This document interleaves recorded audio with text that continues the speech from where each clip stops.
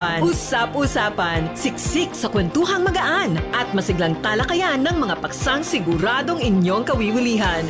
Bawat usapin, magkabuluhan. Kaya people of all ages, kasali kayo sa Usap-usapan. Kasama si Ven Blones sa Radyo Pilipinas 738 AM at Radyo Pilipinas World Service.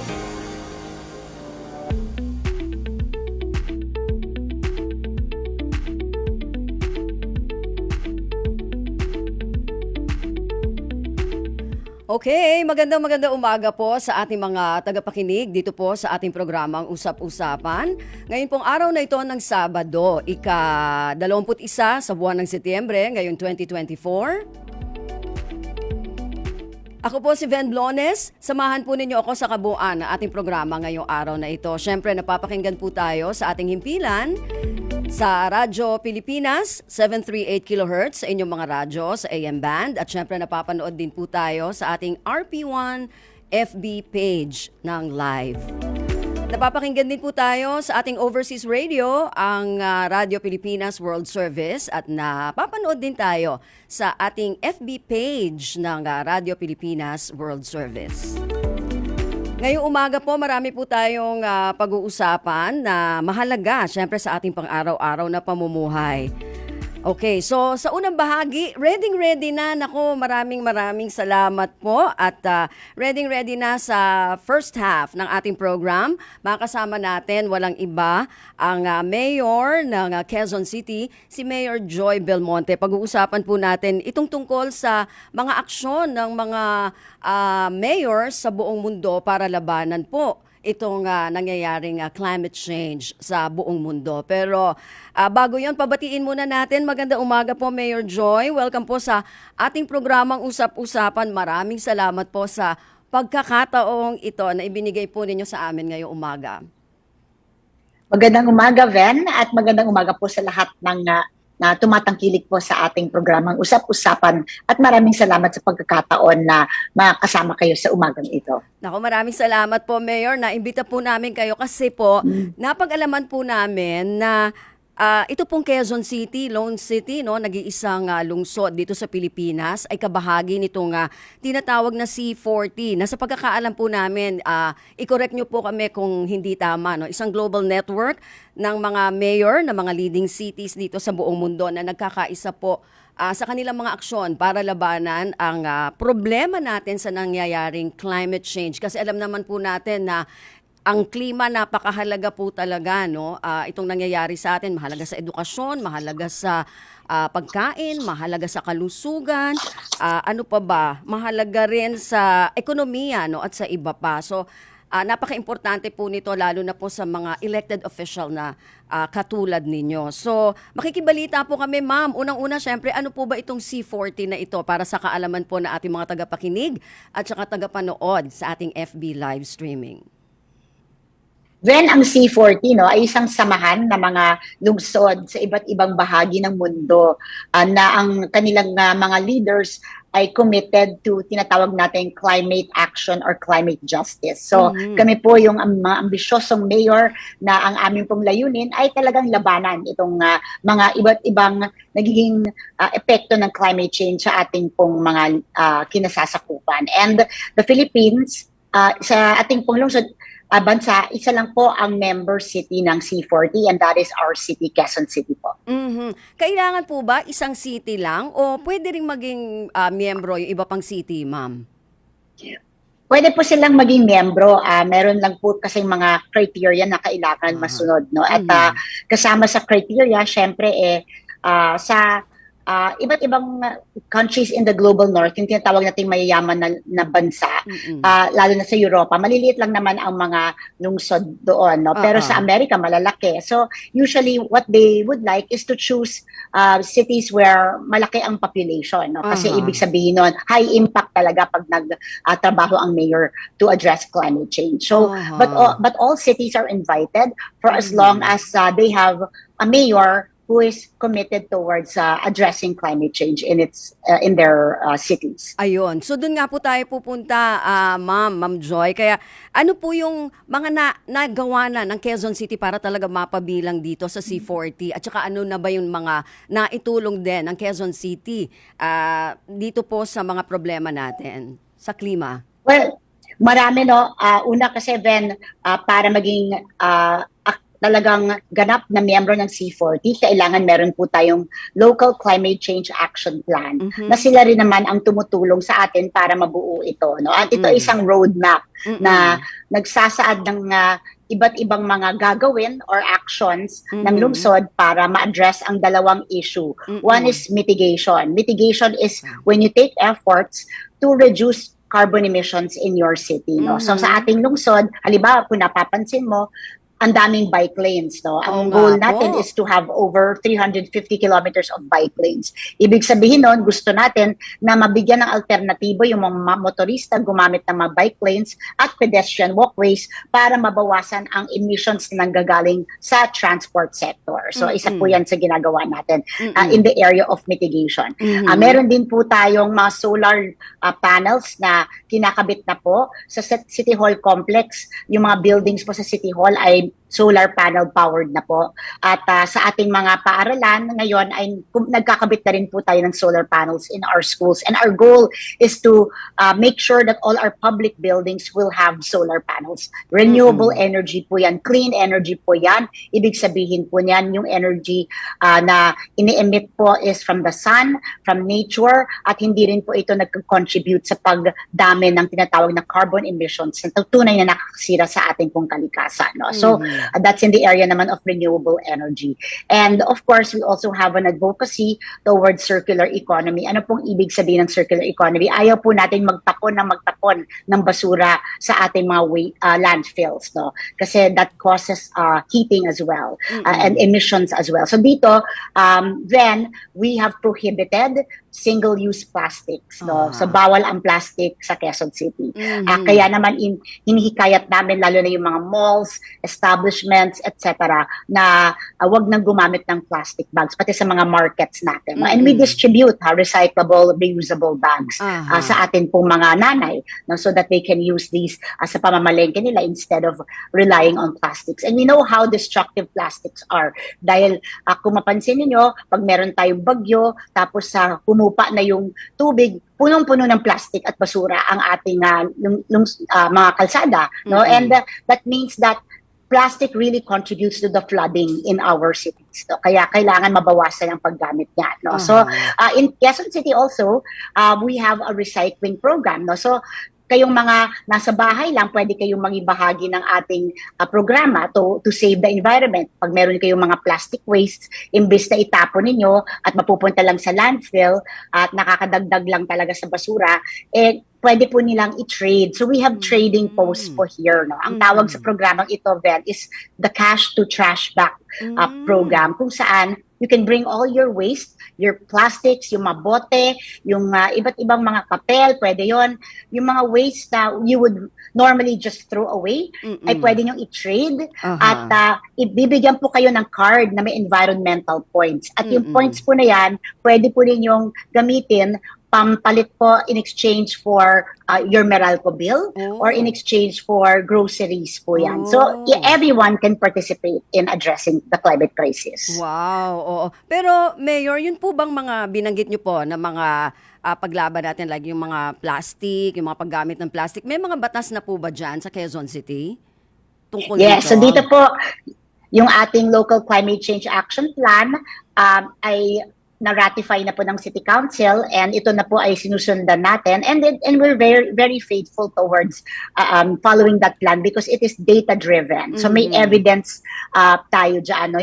Yung baseline information na kuha natin para alam natin kung we are progressing or not. So that one has been ratified and we're following that.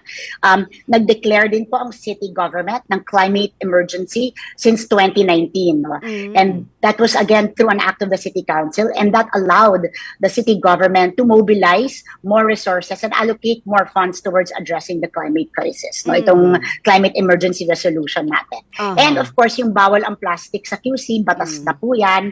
Ganon din po yung ating programang urban farming. Then, baka hindi ko po nabanggit na that is another in the area of both adaptation and mitigation. Yung mitigation, yung ginagawa natin paraan para mabawasan yung carbon emissions. Pero yung adaptation, anong ginagawa natin na kasalukuyan na nating nararanasan ang epekto ng climate change?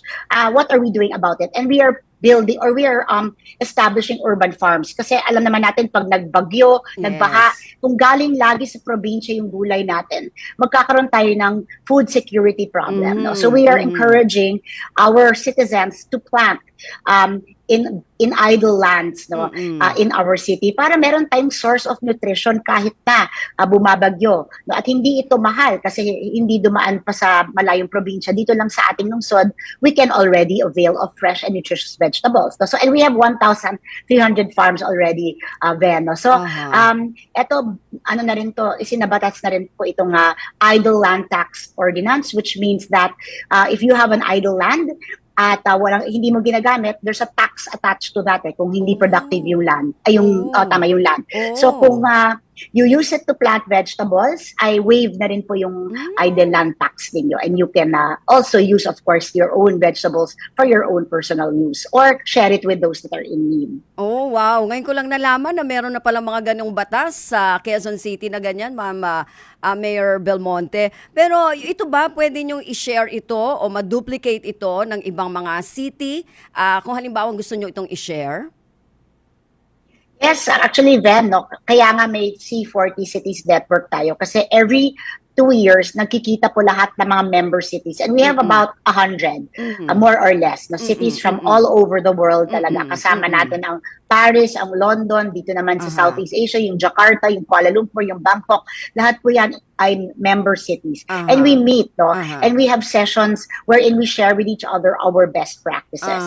And just early this month, in September, nag-host po tayo ng gathering ng mga iba't ibang cities. Hindi yung mga mayors, yung pero yung mga technical staff nila from Bangkok, from Kuala Lumpur, and from Jakarta, and from Freetown in Sierra Leone, dahil yung co-chair po ng C40 Cities is Mayor Yvonne Aki Sawyer ng Freetown, Sierra Leone. Nandito po sila para mag-conduct ng iba't ibang mga learning activities and exchange of best practices po. And of course, the city government dito sa Quezon City, kung may mga ibang lungsod galing sa bansa natin na gustong matuto from us, lahat po yan welcome. Lahat po sila welcome. Okay, so ini-encourage natin sila na kung pwede ay sumali sila dito para malabanan natin, no, itong problema natin sa ating klima, itong climate change o global warming.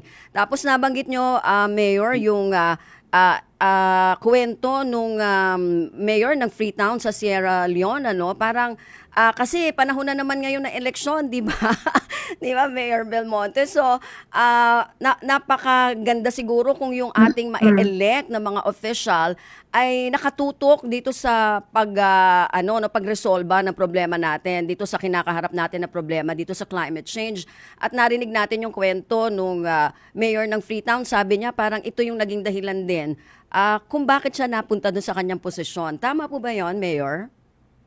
Yes, to nandito siya. She spent about a week with us at naikwento nga niya na nung tumatakbo siyang mayor, ang kanyang platform talaga ay climate action, no? Kaya lang syempre, hindi mo naman pwedeng sabihin, iboto niyo ako dahil sa climate action kasi konti lang ang nakakaunawa niyan. Yes. So, ang kanyang pag-frame ng kanyang campaign was because doon sa lungsod niya, yung Freetown, ay nagkaroon ng landslides dahil sa massive deforestation. So, ang naging plataforma niya, magtanim ng mga puno. Di ba? Because we know that, of course, deforestation causes landslide and affects the people that live doon sa baba, ano, yung natatabunan.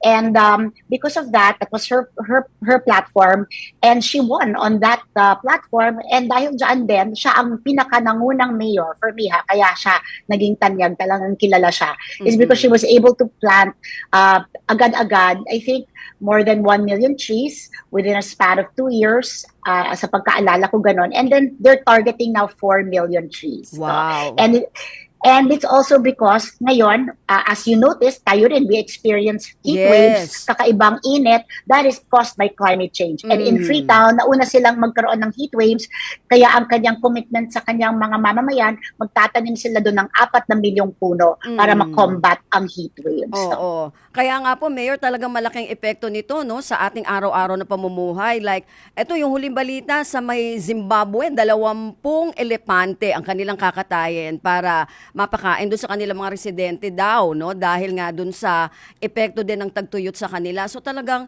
napakalaki talaga ng epekto sa atin nitong climate change. So sa tingin po ba ninyo, Mayor, yung mga mahihikayat po kaya natin yung ating mga botante dun na mag-elect ng mga officials na tututukan itong problema natin na ito sa climate change? Then sana sana yung mga mamamayan natin ay pumili ng kanilang mga leaders batay din po sa mga advokasya ng mga kandidato na tugunan ang climate change but also pangalagaan ang kalikasan, no? And those are related. Ang pwedeng gawin naman ng mga kandidato, imbis na sabihin lang climate ang aking plataforma, dahil ang hirap-hirap talaga unawain ano ba tong climate change, di ba? Pero kung i-translate mo into terms na naiintindihan ng tao, halimbawa, what is climate change? If we don't address climate change, dadami pa yung tinatawag nating mga floods natin, tataas pa yung floods, tatagal pa bago mag-subside because kakaiba talaga yung level ng mga ulan ngayon, yung volume ng rainwater. That's all caused by climate change.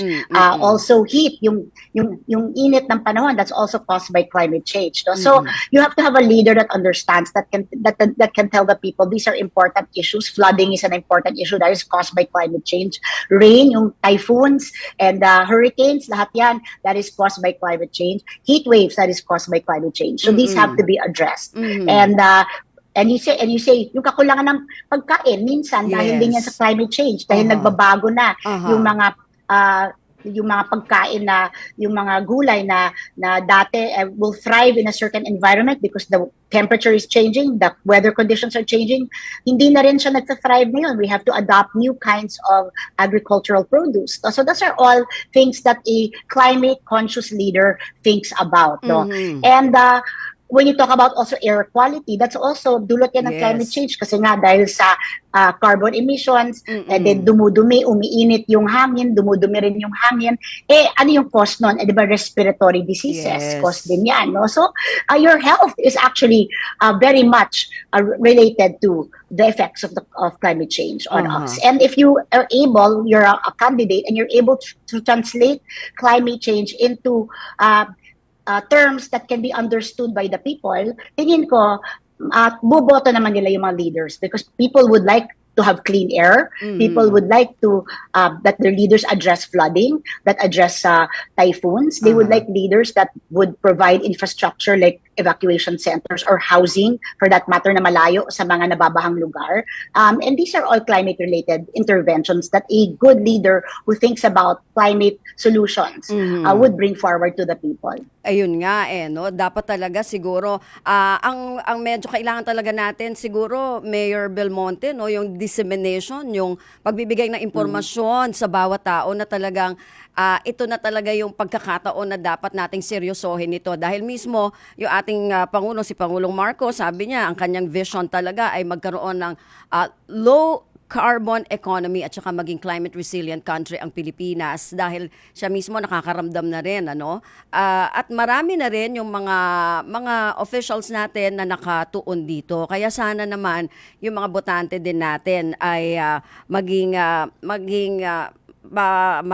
isa sa mga magsulong no para maging maayos yung ating klima. Anyway, Mayor, ano pa po yung mga kasalukuyang ginagawa, isinasagawa ngayon ng C40? Kasi sabi po ninyo, nandito sila ngayon sa Pilipinas.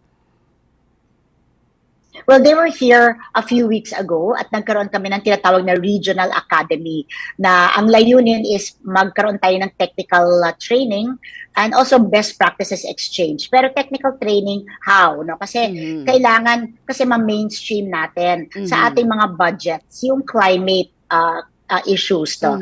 Magbibigay ako ng halimbawa, yung gender dati, diba? Gender and development, ano ba yon?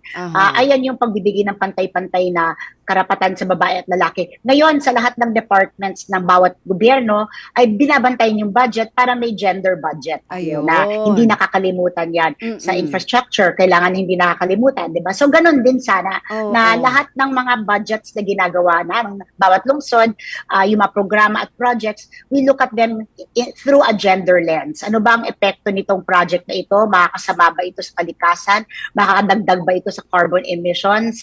Etc. So that was part of the training that we had to undergo here. And nakakatulong. Like for example, just one example, kunwari, dito sa in our city o gusto natin bumili ng mga vehicles, so bibili pa tayo ng normal na vehicles using fossil fuels, or baka we can start buying electric vehicles or hybrid vehicles na, di ba? Parang ganun. So may ganun na tayong conscience o pag-iisip sa ating mga iba't ibang programa at proyekto sa lungsod. And this is part of the training that we receive by being a member of the C40 cities. So, Mayor, yung sa Quezon City ba, meron ba tayong timeline para maging e-vehicles? O ano ba? Meron ba tayong ganun na goal, vision? Yeah, of course, kasama po sa local climate change action plan natin is to slowly transition our fleet dito sa Quezon City Hall. We have about 1,000 vehicles, kasama na yung ambulansya, kasama na yung mga service vehicles ng ating iba't ibang departments. Tida-transition na natin siya according to the plan to e-vehicles. So when we have to buy new vehicles, we try to buy electric vehicles already or hybrid vehicles. No? So yan na yung plan. Alam naman natin, Ven, dito sa Quezon City, meron na rin tayong libreng bus o libreng sakay, matagal na. Since the pandemic, we have 100 buses. No? So far, nakakatulong yan in a way to address the transport issue or the emissions from transport, kasi we're trying to get everyone to ride public transportation. But still, that uses fossil fuels. But now, kasi nga, yung pinaka-problema talaga ng mga leaders that want to transition to cleaner energy is yung funding. Medyo mas mahal kasi ang electric vehicles. But still, if you're committed, gagawin mo yan, gagawin mo ng paraan. So now, this year, about 10% of our buses will be electric already. No? So slowly, we are going to electrify our libreng sakay buses. Wow, masarap ng tubira talaga sa Quezon City, sa QC. Naku ma'am, ito, meron comment dito, sabi ni Ana Catalan Besinyo, wow, sana all. Dito din sa amin sa Cotabato City, sabi niya. Tapos sabi ni Alexandra Javier, that's why we need more leaders like her. Nako, sana nga, no, mas marami tayong leader na nakatutok talaga, katulad ni Mayor Belmonte, no, nakatutok talaga dito sa climate change. So, ngayon, ano po yung mga, meron pa ba tayong ibang goal, Mayor, para sa plano natin na talagang maging matagumpay yung ating paglaban dito sa climate change? Alam mo, Ven, kasi dun sa climate change action plan natin, talagang may goal tayo. This is consistent with the agreement, yung tinatawag na Paris Agreement na ginawa a few years ago by all the world leaders, which is a commitment really na manatiling 1.5 degrees na lang higher yung temperature. Wag na nating payagang tumaas ng tumaas kasi catastrophic talaga pag tumaas ang temperatures natin. Catastrophic, magkakaroon ng delubyo dito. Maraming mga little islands ay mawawala na sila sa mapa dahil nga yung mga ice caps natin magme-melt. So there's all this science, no? But at the end of the day, our plan is committed to the goals of the Paris Agreement as well as the Sustainable Development Goals, no? And based on those goals, kailangan by the year 2030, dito sa Quezon City, at least our commitment is to lessen our carbon emissions by 30%. At sana, ito talaga, kailangan talaga natin totoong commitment dito by 2050 ay mag-net zero na ang Quezon City. Yan ang ating goals. No? And syempre, how to get there is really we cannot get there without the people working with us. No? Kaya here in Quezon City, yung mga taong bayan, napakahalaga na may bottom-up approach sila at they understand the concept of climate change at nagko-cooperate sila kasi hindi natin ito magagawa kung wala sila. Kaya nakakatuwaan talaga na umabot tayo sa 1,300 farms or urban gardens. That is with the help of the barangays, that is with the help of our organizations, that is with the help of the people who understand the need to plant their own vegetables for food security as an adaptation method to address the climate crisis. And also, ito ang pagpapalit ng plastics, bote at iba pang basura, imbis na itapon, ay let's exchange them, let's recycle them. Yun din po ay conscious na po yung mga mamamayan ng lungsod Quezon dyan. At yung paggamit ng, let's say, reusable tumblers, lahat po ng bata sa Quezon City, halimbawa, binigyan po natin ng reusable tumblers para hindi na sila gumamit ng PET bottles na nakakadagdag na naman sa basura. So now, halos lahat ng schools natin ay meron ng mga water fountains with the help of our water concessionaires. At ang commitment ko po, lahat ng schools magkakaroon na ng water fountains para lahat ng bata, reusable containers na lang ang gagamitin at maiwasan ang basura, ang plastic waste. So, these are some of the things we are doing with our people because they have to be one with us. Otherwise, we will not be successful. And one of the latest advocacies or projects of the city was meron tayo ngayon nilunsad na Green Awards. No? So we are on our second year. And dito nagbibigay tayo ng parangal sa mga negosyo, sa mga sangguniang panlunsod, sa mga barangay, sa mga ospital, sa mga schools. At gumagawa na at gumagamit ng green technologies, green strategies. No? We give them a recognition, an award, and a cash prize.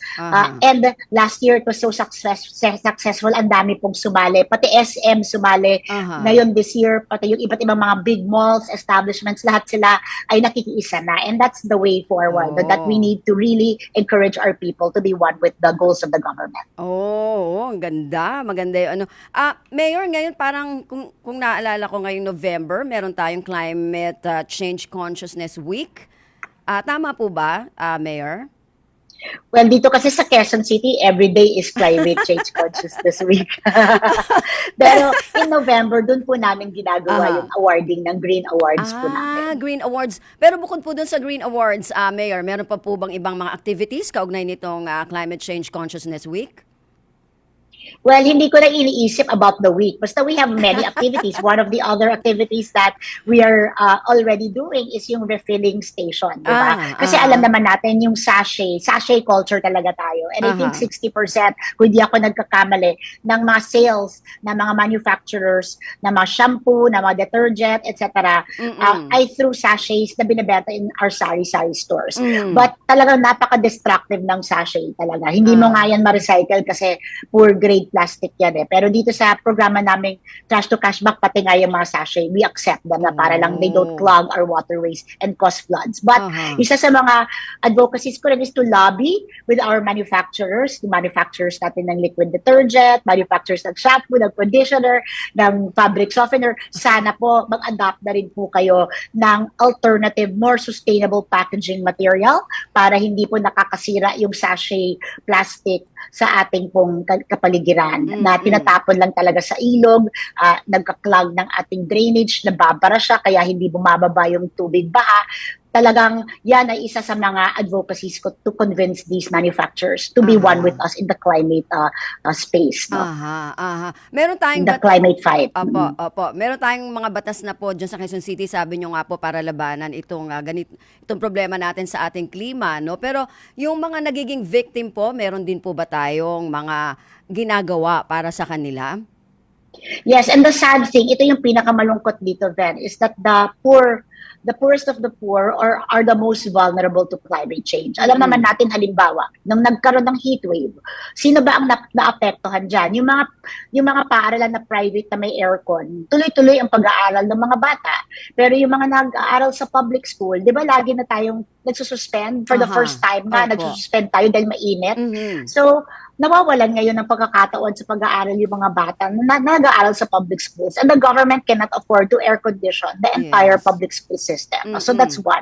Nung heat wave din, napansin natin, o yung mga nagtatrabaho sa opisina na naka-aircon, tuloy-tuloy ang productivity nila. Paano na yung mga nagtatrabaho under the sun, yung mga vendors, halimbawa natin, na nakadepende sa mga stalls na sa ilalim ng araw, napakainit. I notice a lot of them nagsara na lang sila ng kanilang mga tindahan dahil sa init na hindi nila nakayanan. So they will lose productivity and their economic status will decrease. No? So the poor are the most vulnerable. Nakikita naman natin pag bumaha, bumagyo, na ang ina-evacuate natin yung mga informal settler families natin na nakatira sa waterways, no? Dahil nga walang sapat na relocation sites for them in safer ground. So they when nagkaroon ng typhoon, kung may negosyo sila doon, sari-sari store o ano man, lahat yan washed away, lahat yan mawawala. So the poorest are the most vulnerable, and that's why we have to address climate change, because we want our people, especially our most vulnerable, we have to save them, we have to take care of them, and one way is to be very conscious that they are the victims of the climate crisis. Yun nga, ma'am, no? Yung mga poorest of the poor talaga. Anyway, Mayor Joy Belmonte, nako, maraming salamat po. Marami kaming natutuhan dun sa mga binanggit ninyo. In fact, yung palang may mga hindi ginagamit na lupa, bibigyan pala ng buwis kapag hindi nyo ginamit yan. Kaya dapat pagtaniman na yan agad, ano? Pero, sige po, Mayor, baka meron pa kaming hindi na itanong sa inyo na gusto nyo pong ibigay na iparating dun sa ating mga tagapakinig. Well, natanong mo naman yata, Ben, lahat, at sa abot na aking nakakaya sa aking utak, na parang nabanggit ko naman lahat ng paglaban nito. Pero I'm sure may mga iba pa akong hindi nabanggit. But having said that, all I want to say is the climate emergency, the climate crisis, it's real and it's happening now, and we have to act now. Nararamdaman na natin yung effects nito. Sometimes it's hard for us to equate the typhoons, the floods, the heat waves, the droughts, are the expensive food, yung pagkamahal ng pagkain natin sa climate change. Pero actually, related lahat yan. Yung mga sakit natin, related lahat yan. Kasi may mga, halimbawa, yung mga nagkukos ng dengue o iba pang mga sakit, airborne diseases, lahat yan nagbabago at gumagrabe dahil sa climate change. So, this is something we have to address, and I would like to siguro request all of our leaders to make this a priority na yung darating na halalan. Sana maging bahagi ito ng plataforma ng lahat ng ating mga kandidato. Sana rin, the national government can also encourage all those candidates to adopt. As you said, the president is already putting climate action as part of his priority agenda. Sana lahat tayo ay sumuporta sa ating Pangulo. At higit sa lahat, yung mga bata, kayo ang pag-asa ng ating bayan. Kaming tayo mga may edad na Ben, hindi na tayo, siguro patay na tayo pag nagkagulo-gulo na ang ating mundo ng dahil sa climate change. Pero yung mga bata, nandito pa rin sila. That's why this is your future that we're talking about to our young people. No? Kailangan, paglaki ninyo, may planeta pa kayong ipapamana sa inyo namang mga anak. Planetang maganda, buhay, malusog, lahat yan mawawala kung hindi natin alagaan ang ating kalikasan. Ngayon pa man, ngayon din. Yes. At saka sana yung mga botante, no, Mayor, kailangan tignan nila kung sino yung mga nandyan yung plataforma para sa krisis natin dito sa klima. Sana nga ako ay umaasa rin na yung mga universities, halimbawa, or ang mga ibang organization, magkaroon sila ng mga forums para pag inimbita nila yung mga kandidato nila, pwede nilang tanungin yung mga kandidato, anong balak ninyong gawin para labanan itong pagbabago ng klima natin or itong tinatawag na climate change. What climate actions are you planning to implement once elected? Sana maging bahagi yan ng mga katanungan dahil related po yan sa hunger, related sa education, related sa health. These are all core issues that are important to every Filipino. Ayun, ako. Maraming salamat po ulit, Mayor Joy Belmonte. Marami po kaming natutunan at marami kaming nalaman dun po sa ating pinag-usapan ngayon. Sana sa uulitin po, Mayor. Yes, of course. Basta para sa issue na ito sa kalikasan, I'm an advocate and I'm very happy to lend my voice to educate everyone about why it is important to address this. Okay. Thank you po, Mayor Joy.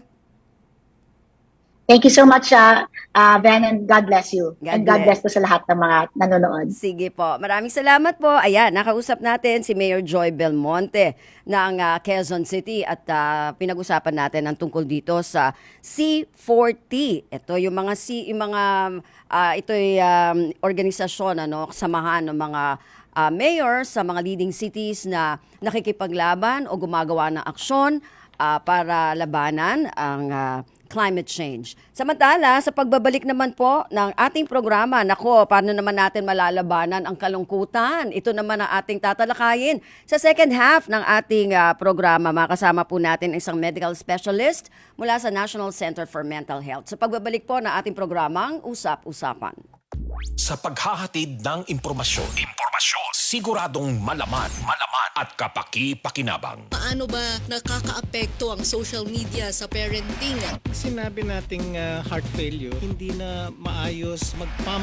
Prenuptial agreement. Ano ho itong kasunduang ito? Bakit mahalaga ito? Magaan na talakayan ng mga paksang hindi araw-araw napapag-usapan. Tampok natin ang isang uri ng sining na kung saan binibigyang buhay ang mga lumang litrato. Ito po ang inyong programa sa Lam Radio kung saan pag-uusapan natin ang iba't ibang mga talakayan, balita at mga impormasyon. Radyo Pilipinas, 7:38 AM. Sa balita't impormasyon, tapat sa pag-uulat.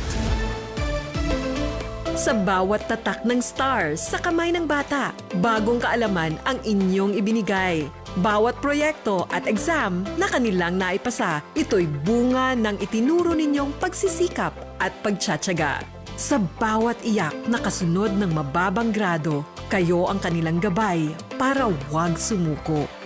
Higit pa sa mga natutunan sa libro at markang natamo, kayo ang humuhubog sa pagkatao at kinabukasan ng ating kabataan. Ngayong National Teachers Month, we celebrate your dedication, passion, and hard work. Thank you at pagpupugay sa lahat ng teachers and educators. Mula sa Presidential Broadcast Service at Radyo Pilipinas. This is a public service announcement.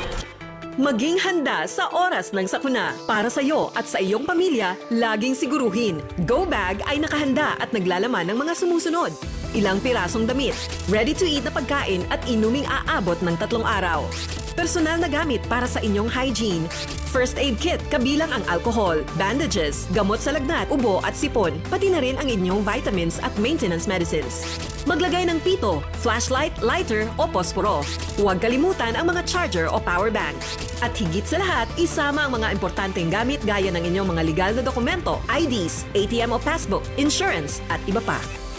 This is a public service announcement. Public service announcement From PBS, Presidential Broadcast Service and Radyo Pilipinas. Balita, laging totoo. Impormasyon, detalyado at kumpleto. Serbisyo, tapat para sa bayan.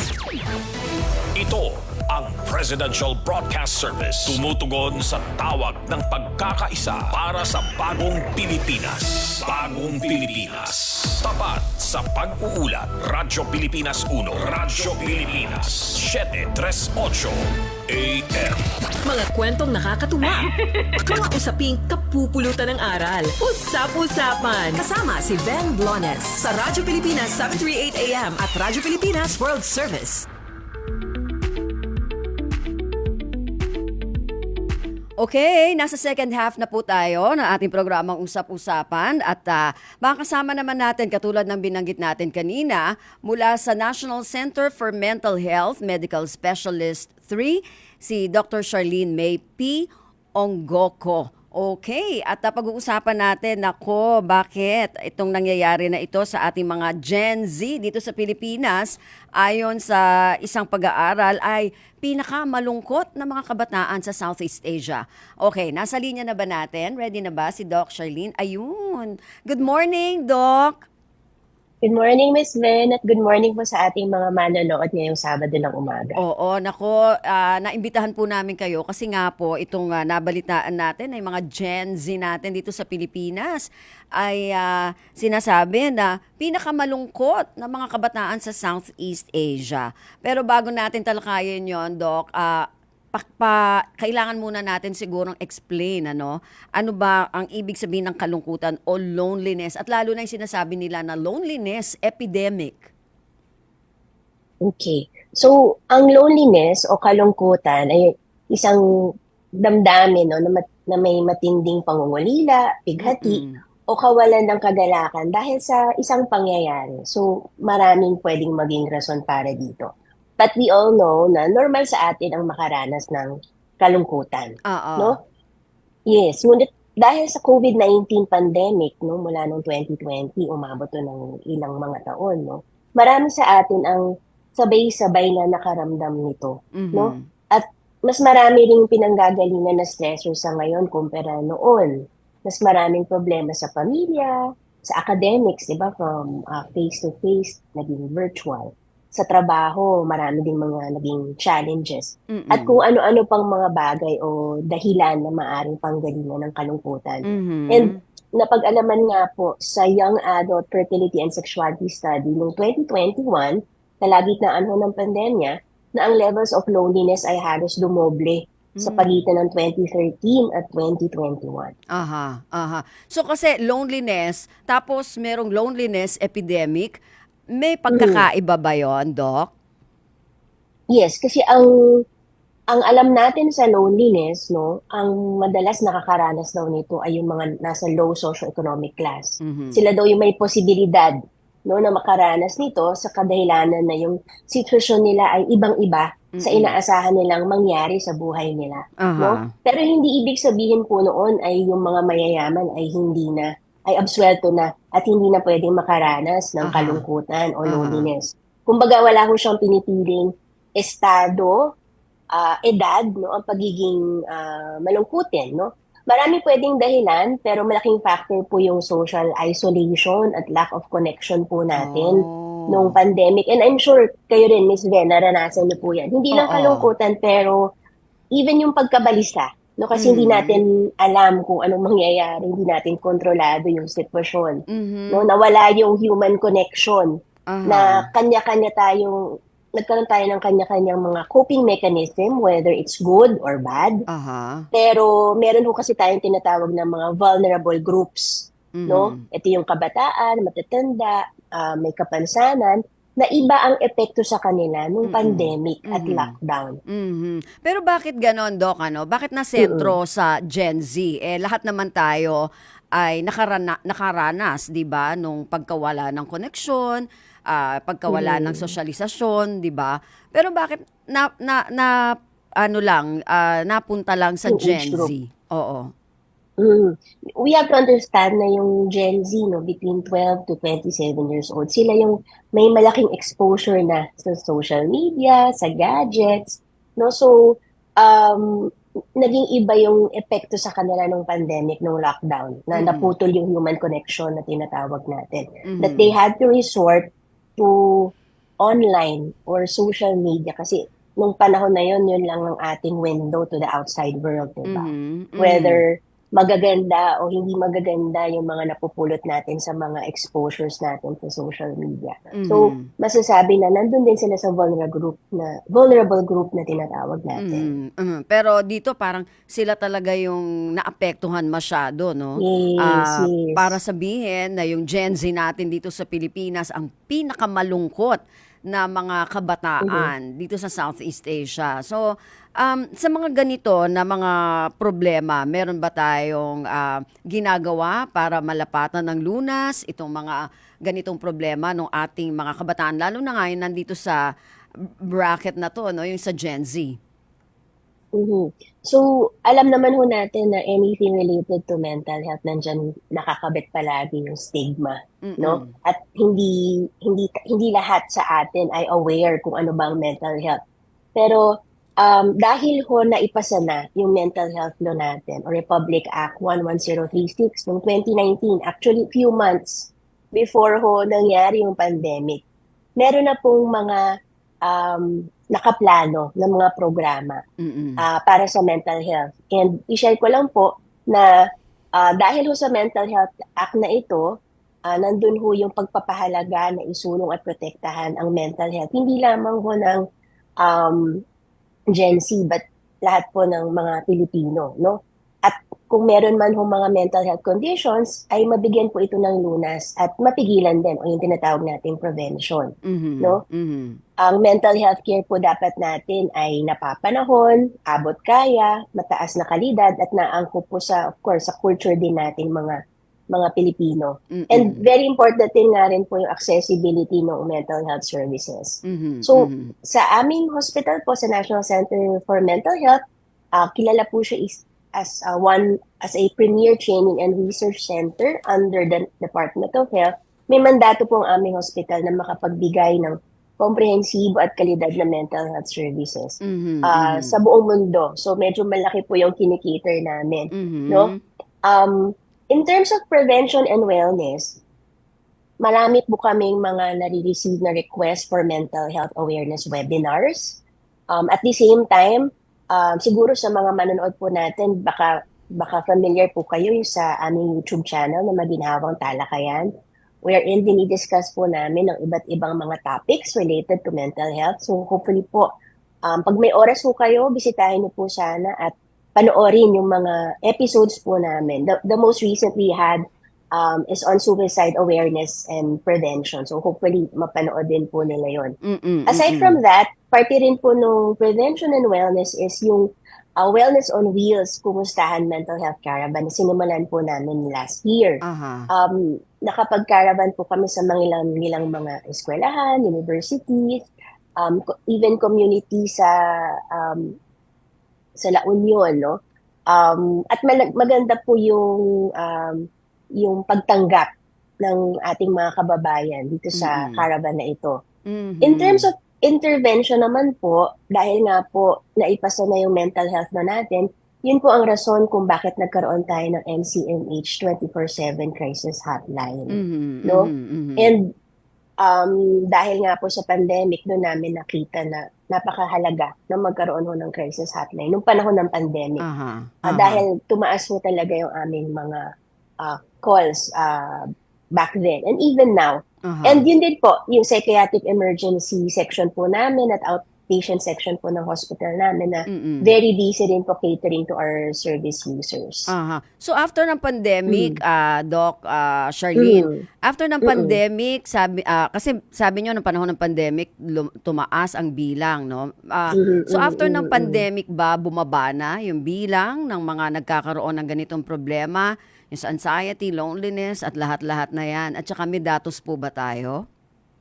Yes. Ang pinakamataas po kasi na total number of calls namin in a year was back in 2021. And alam po natin yun dahil madalas pa rin ang pagkakaroon natin ng lockdown. So, imagine nung nag-launch po kami noong 2019, or from May to December, we only had 3,129 calls. But nung pumatak na po ang 2021, 21,473 yung total of calls po namin na nag-receive. And for this year, from January to August, bumaba na po sa 13,473 yung calls. Although, syempre, we still have to account for the remaining quarter of the year, no? But definitely, bumababa na yung number of calls. Pero may tumatawag pa rin dahil hindi man pandemic ang reason, no, ang kanilang pagtawag, meron pa rin magiging stressors or triggers tayo. Totoo yun. Yes, opo. Oo, Yes. kasi sabi nga doon sa nabasa natin,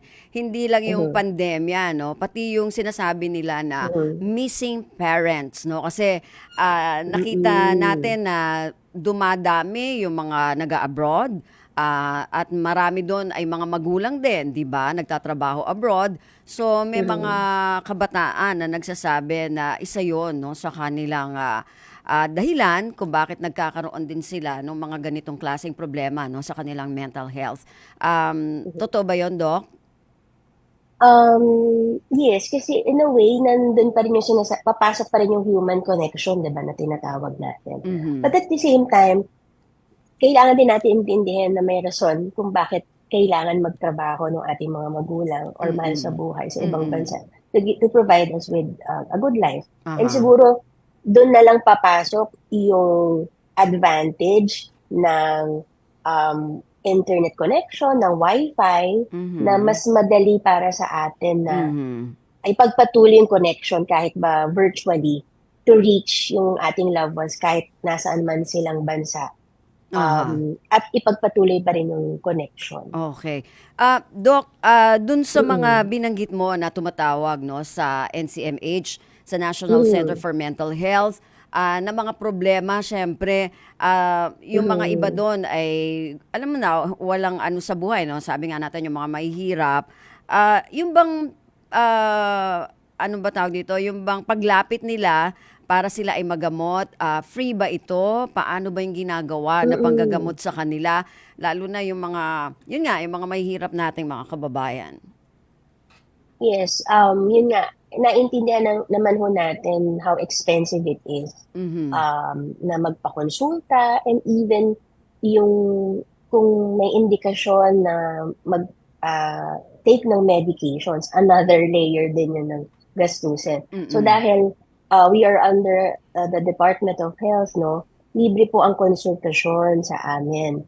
Whether it's sa emergency section, sa outpatient section, Okay. and even sa pagtawag po sa crisis hotline, kailangan lang meron lang silang load na at least 750 para lang masustain yung call natin. But dahil libre yung ating serbisyo, ang nagiging challenge naman po is mahaba yung pila, no? So, kung magtsatsaga lang po, no, kaya humihingi ko kami ng paunawa no, sa ating mga kababayan na if they decide na magpakonsulta po sa National Center for Mental Health, hopefully po habaan po nila yung pasensya nila dahil hindi ko talaga namin maaalis yung pila, no, dahil first come and first serve po. But we do cater to everyone. And yung mga service users po namin, nag-feedback din po sila na kahit nga may pila, malaking bagay ko na nakakatipid sila sa consultation fee and yung medication po ay abot kaya or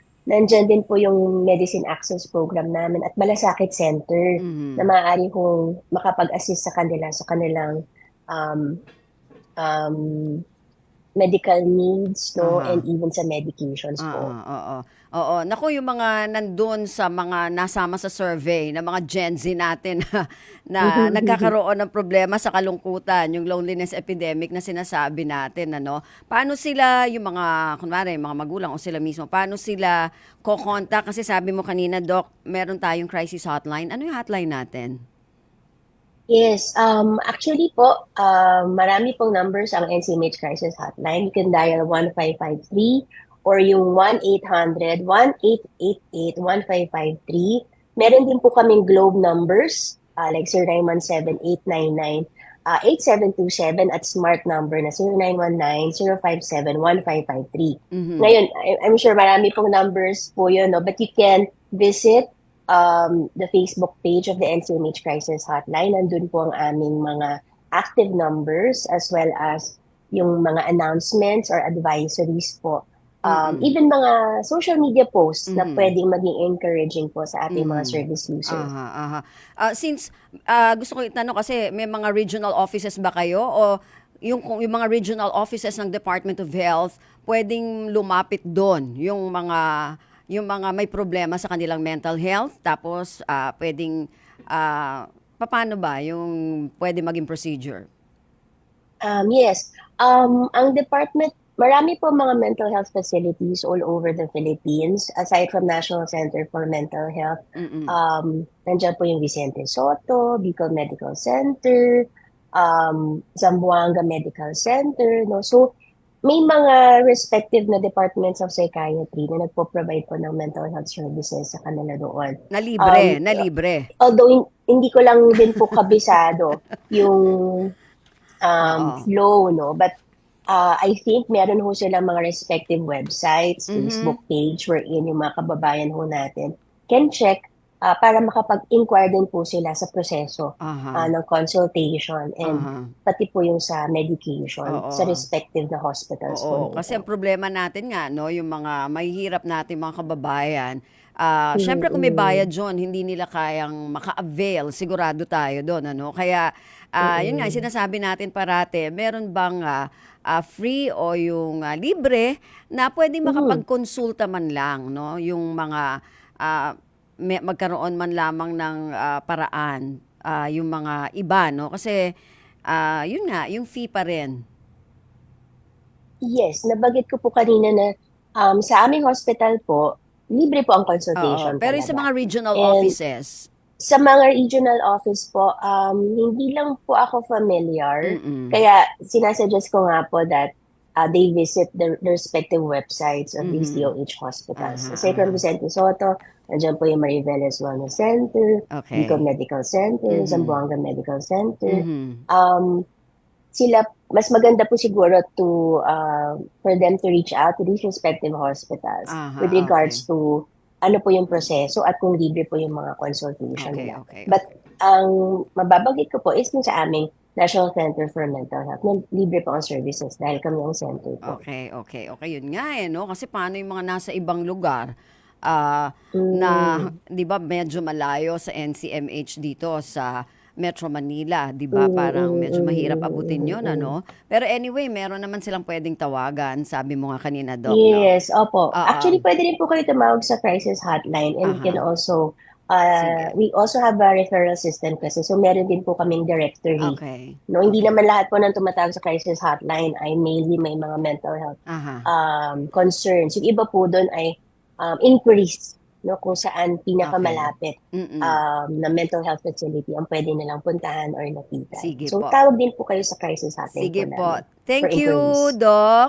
Thank you, Doc Charlene. Thank you, Miss Ben, sa Okay. invitation po. Sa uulitin po, Doc Charlene. Thank you po. Thank you. Ayan, si Dr. Charlene May Ongoko, Medical Specialist 3 ng National Center for Mental Health. Ayan, maraming salamat muna bago tayo magpaalam sa ating programa sa mga nakasama natin sa ating technical side, kay Rolly Bumatayo at kay Julian, tama ba? Kay Julian Aliston. Okay, maraming salamat sa inyong dalawa. Samantala sa production side, kasama naman natin si Bea Gaza de Guzman at si Erwin Peñano. Hanggang sa susunod pong edisyon na ating programang Usap-Usapan. Ako pong muli si Ven Blones. Maraming salamat po. Maganda umaga. Ang tabayanan ng kalipunan ng mga balita sa inyo sa pamamagitan ng ating kasama na si AJ Ignacio. We know you're always on the go. Pero ang mahuli sa balita is always a big no-no. Kaya Radyo Pilipinas is here to keep you updated. Reliable news delivered to you as it happens. Para sure na wala kang mamimiss. Bookmark our website at